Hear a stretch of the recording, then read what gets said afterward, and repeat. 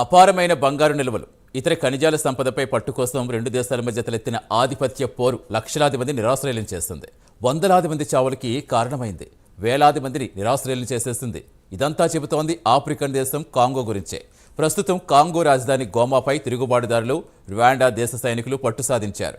కాంగోలో జరుగుతున్నదేంటో ఈ స్టోరీలో చూద్దాం.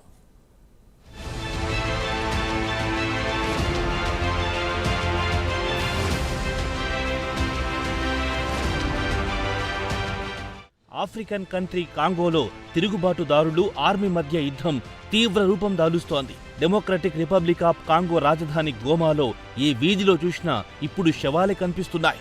పేషెంట్ల తాకిడిని తట్టుకోలేక ఆసుపత్రులు ఒత్తిడికి లోనవుతున్నాయి.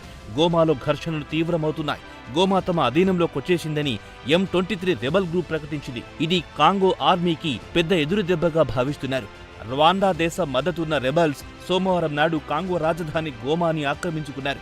సంవత్సరాలుగా సాగుతున్న అంతర్యుద్ధం కొత్త మలుపు తిరిగినట్టయింది. ఏళ్లకేళ్లుగా లక్షల సంఖ్యలో ప్రజలు నిరాశ్రయులయ్యారు.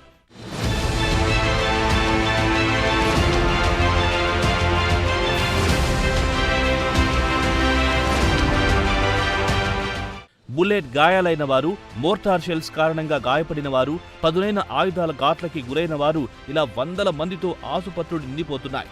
గోమాలో ఒక్క సోమవారం నాడే 15 మంది చనిపోయారు. గోమాలోని వైద్యుల పర్యవేక్షణలో 367 మంది ప్రజలు గాయాలతో చికిత్స పొందుతున్నారు. స్థానిక ఎన్జీఓలు మృతుల సంఖ్యని 25గా నిర్ధారించాయి. 375 మంది గాయపడ్డారని వెల్లడించాయి. గోమా వీధులు రక్తమోడాయి. శవాలతో వీధులు భయంకరంగా కనిపిస్తున్నాయని ఎన్జీఓల ప్రతినిధులు చెబుతున్నారు.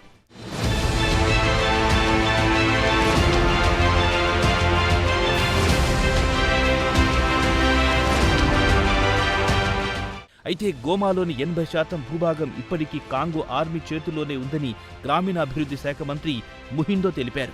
M23 తిరుగుబాటుదారులు, రువాండా బలగాలు గోమా శివారు ప్రాంతం లేదా సరిహద్దు ప్రాంతాల్లో ఉండి ఉండొచ్చని ముహిందో చెబుతున్నారు. సరిహద్దుల్లో పరిస్థితి కొంతసేపు ప్రశాంతంగా ఉంది.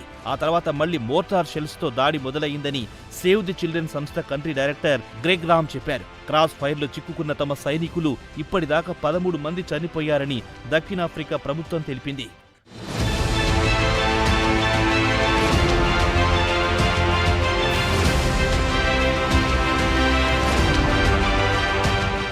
తాజా ఘర్షణలతో గోమాలో ఆహార పదార్థాల సరఫరా తాత్కాలికంగా నిలిచిపోయింది. దీంతో ఆహార కొరత ఏర్పడింది. వేలాది మంది ప్రజలు గోమాని వదిలి ఇతర ప్రాంతాలకు వెళ్లిపోయారు. మొత్తంగా గత సంవత్సర కాలం నుంచి 30 లక్షల మంది గోమా వదిలి వెళ్లిపోయారని లెక్కలు చెబుతున్నాయి. రాత్రికి రాత్రి ఇక్కడి పరిస్థితి మారిపోలేదు, కానీ పరిస్థితులు క్షీణిస్తున్నాయి. రాబోయే రోజుల్లో నగరం పూర్తిగా ధ్వంసమైన ఆశ్చర్యం లేదని ఫ్రాన్స్ విదేశాంగ మంత్రి జీన్ నోయెల్ బారడ్ చెబుతున్నారు. రువాండా ఆయుధాలను వదిలిపెట్టి మళ్లీ చర్చల బాట పట్టాలని ఫ్రాన్స్ సూచిస్తుంది.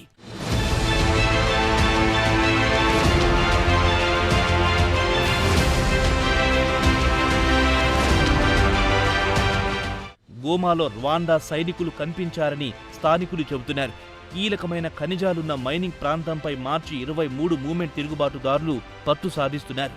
కాంగోలో మైనార్టీ జనాభాగా ఉన్న తుట్సి తెగ ప్రజలు M23 తిరుగుబాటుదారుల గ్రూప్తో ఉన్నారు. ఆర్మీ తమని అవమానిస్తున్నారంటూ తుట్సీలకు చెందిన ఓ గ్రూప్ వేరుపడింది. 2012లో ప్రత్యేక గ్రూప్గా తుట్సీలు ఏర్పడ్డారు. 2012లో కూడా గోమాని M23 గ్రూప్ తిరుగుబాటుదారులు ఆక్రమించారు. కానీ 2013లో ఐక్యరాజ్య సమితి దళాల సహాయంతో తిరుగుబాటుదారులను వెనక్కి నెట్టిన కాంగో ఆర్మీ తిరిగి గోమాను స్వాధీనం చేసుకుంది.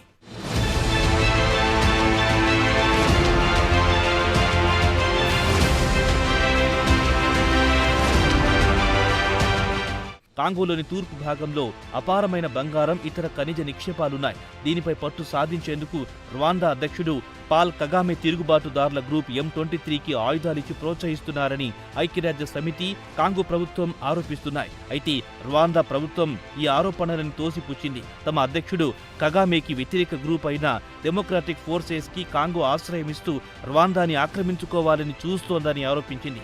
కగామే వ్యతిరేక గ్రూప్ 1994లో రువాండాలో ప్రజల ఊచకోతకి కారణమైంది. ఆఫ్రికన్ యూనియన్లు, పీస్ అండ్ సెక్యూరిటీ కౌన్సిల్ ఈ వారాంతంలోపే తాజా పరిస్థితిపై చర్చించేందుకు సమావేశం కానుంది. ఐక్యరాజ్య సమితి భద్రతా మండలి కూడా కాంగోలోని తాజా పరిస్థితులపై చర్చించనుంది.